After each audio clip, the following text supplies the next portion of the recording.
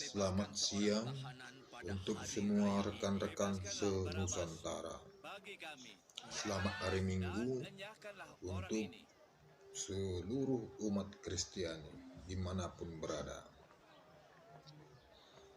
Jadi di sini saya mau menyampaikan terkait berita terupdate yang dimana Bapak Ferdy Sambo saat ini diamankan di Makobrimob.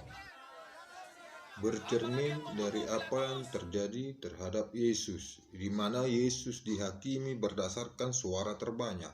Ya, Yesus dihakimi berdasarkan suara terbanyak, di mana Pontius Pilatus telah mengatakan bahwa tidak ditemukan kesalahan atas diri Yesus. Tetapi karena desakan masyarakat atau umat ketika itu, dan Pontius Pilatus takut dibully, terakhir dia membiarkan keputusan yang salah terjadi. Ya. Sehingga Pontius Pilatus membiarkan keputusan yang salah terjadi dengan menyalibkan Yesus. Pontius Pilatus melakukan itu karena takut dibully. Pontius Pilatus telah menyatakan bahwa dia tidak menemukan kesalahan terhadap diri Yesus. Tetapi kenapa dia membiarkan Yesus disalibkan? Sebagai pengadilan, dia membiarkan itu terjadi. Seharusnya sesuai ucapannya mengatakan bahwa tidak ditemukan kesalahan terhadap diri Yesus, dia tidak akan membiarkan itu terjadi. Tetapi sebenarnya ada satu kesalahan atas diri Yesus. Apa itu? Kenapa dia datang ke tempat makhluk yang tabiatnya tak ubahnya seperti lalat, yang hidup dari kotoran dan gemar dengan kotoran itu. Jadi tidak tertutup kemungkinan hal-hal seperti itu yang terjadi terhadap Yesus akan terjadi terus turun-temurun. Itu tidak tertutup kemungkinan, itu pasti akan terus terjadi. Karena Yesus sendiri sudah mengalami. Yesus sendiri diperlakukan seperti itu.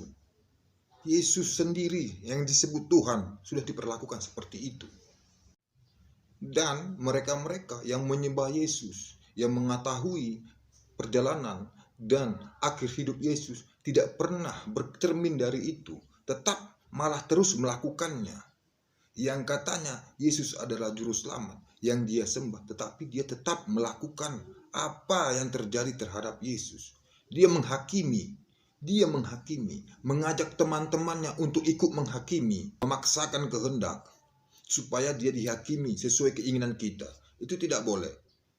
Nah, seperti itu kira-kira.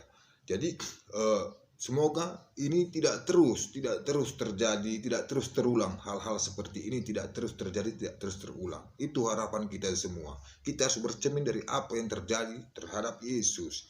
Dia dihakimi berdasarkan suara terbanyak, dan hakim takut mengambil tindakan, dia takut dibully.